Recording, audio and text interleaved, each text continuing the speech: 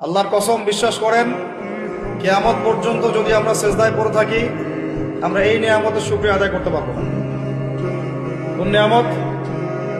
আল্লাহ পাক আমাদেরকে মুসলিম পরিবারে জন্মগ্রহণ করার তৌফিক দিয়েছেন। জন্মগ্রহণ করানোর আগে আল্লাহ পাক কি আপনাকে জিজ্ঞাসা করেছিলেন? না জিজ্ঞাসা করেই এত বড় রহমত করেছেন, রহমত দিয়েছেন।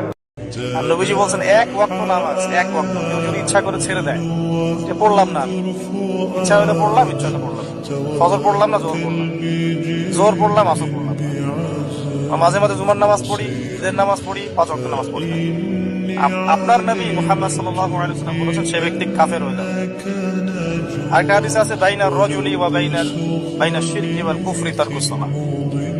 একজন আল্লাহর বান্দা আর একজন কাফের মুশরিকের মধ্যে পার্থক্য হচ্ছে নামাজ। নামাজ পড়লো মুসলমানের খাতায় নাম আছে, নামাজ নাই মুসলমানের খাতায় নাম নাই।